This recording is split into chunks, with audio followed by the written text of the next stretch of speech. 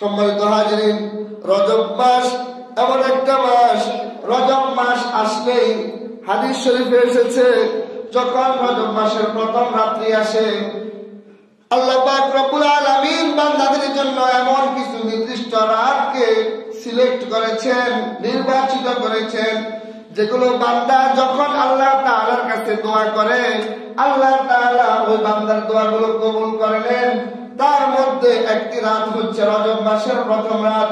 কোন বান্দা যদি আল্লাহ তাআলার কাছে কোনো কিছু চায়, আল্লাহ তাআলা এই রজব মাসের সম্মানের ওসিলা করে বান্দার সমস্ত চাওয়া পাওয়া দোয়াগুলো কবুল করে নেন। সুবহানাল্লাহ। রজব মাস এমন একটা মাস, আল্লাহ রাসূল সাল্লাল্লাহু আলাইহি ওয়াসাল্লাম রজব মাস আসলেই এমন একটা দোয়া পড়তেন, যে দোয়ার কারণে রব্বুল আলামিন বান্দাদেরকে অনেক বরকত দান করেন, কল্যাণ দান করেন। রজব মাস এবং শাবান মাস আসলেই আল্লাহর হাবিব সাল্লাল্লাহু আলাইহি ওয়াসাল্লাম একটা দোয়া পাঠ করতেন।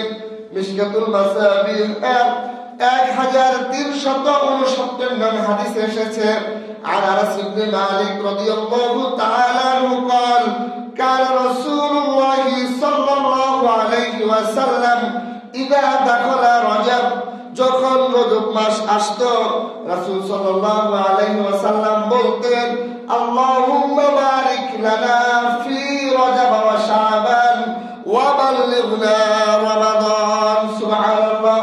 আল্লাহ তাআলার কাছে প্রিয় হাবিব প্রার্থনা করতেন, দোয়া কামনা করতেন, আল্লাহুম্মা, হে আল্লাহ, হে আমার রব, হে আমার প্রতিপালক, বারিক লানা, আমাদেরকে আপনি বরকতময় করুন, বরকত দান করুন, ফি রজব ওয়া শাবান, রজব মাস এবং শাবান মাসের যে সমস্ত বরকত আছে, সমস্ত বরকত গুলো আপনি আমাদেরকে দান করুন। পড়েন আমিন।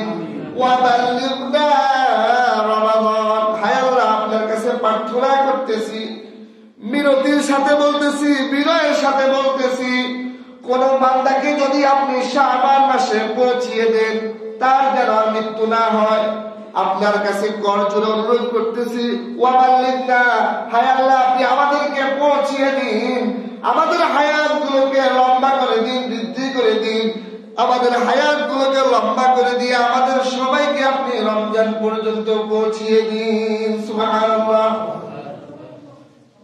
যারা রজব মাস এবং শাবান মাসে এই দোয়া পাঠ করবে, আল্লাহ পাক রব্বুল আলামিন রজব এবং শাবানের সমস্ত বরকত দান করবেন।